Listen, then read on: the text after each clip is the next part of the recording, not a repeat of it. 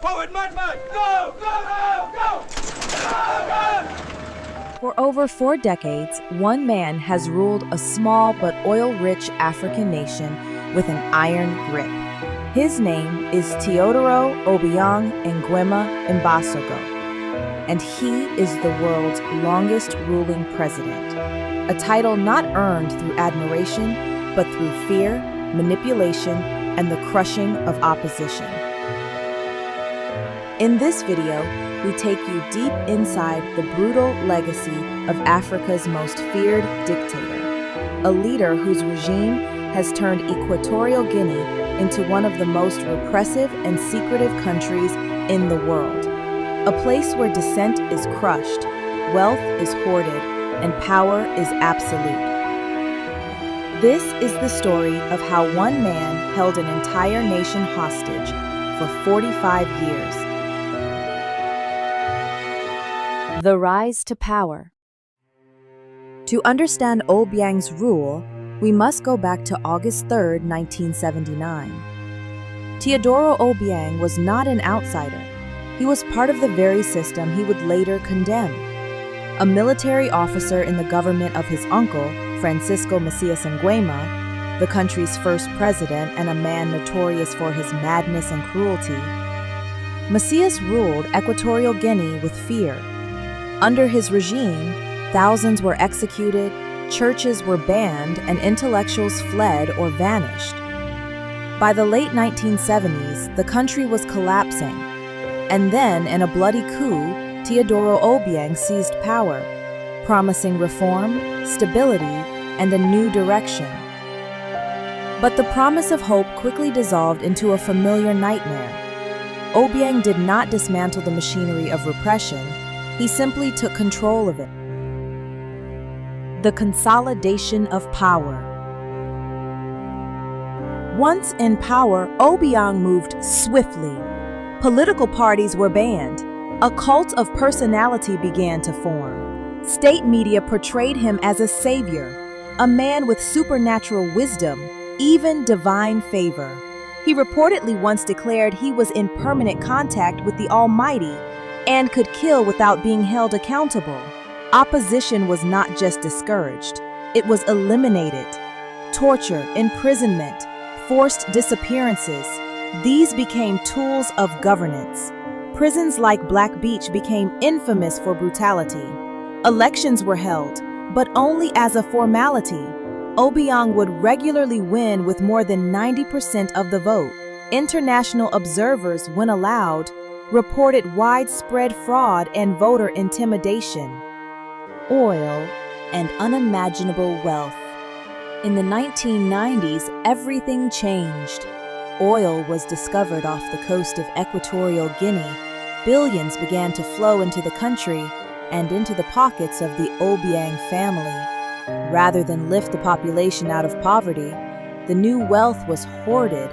Obiang and his relatives bought luxury cars, mansions around the world, and private jets.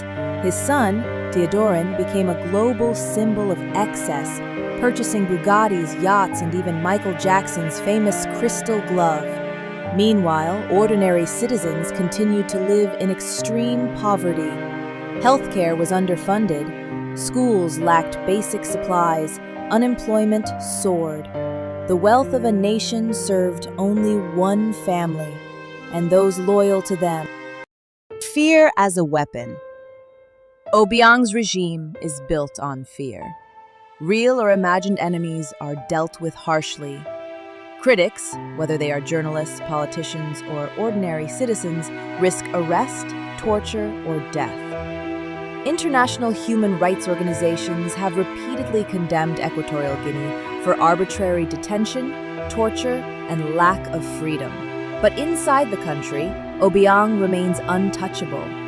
Surveillance is widespread, informants are everywhere, and loyalty is rewarded, betrayal punished.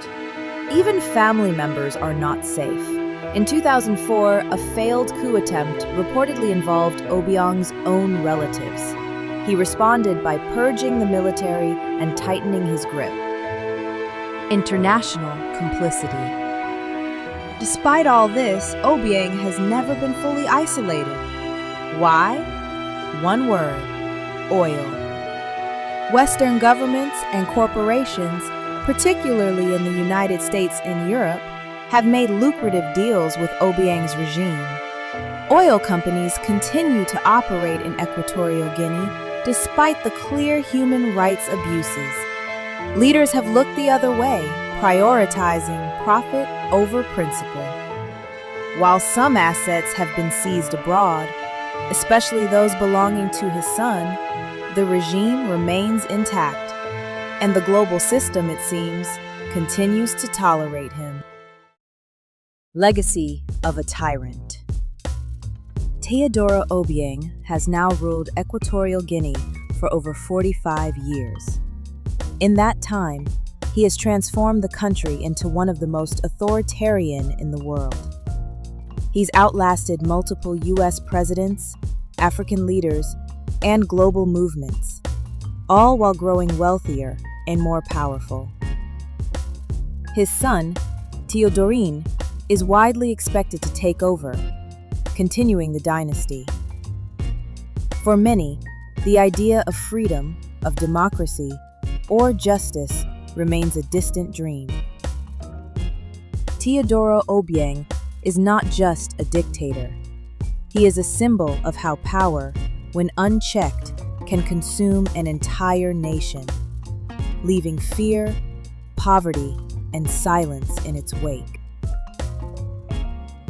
As the world watches other conflicts and crises unfold, Equatorial Guinea often fades into the background.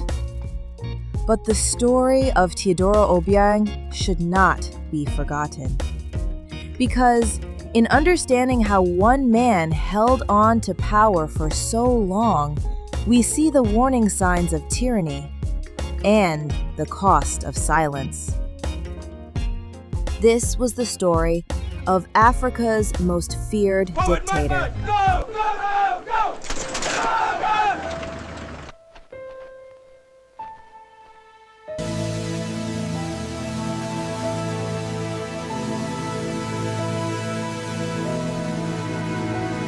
Power tends to corrupt, and absolute power corrupts absolutely. If you found this video informative, please like, share, and subscribe for more deep dives into untold global power stories.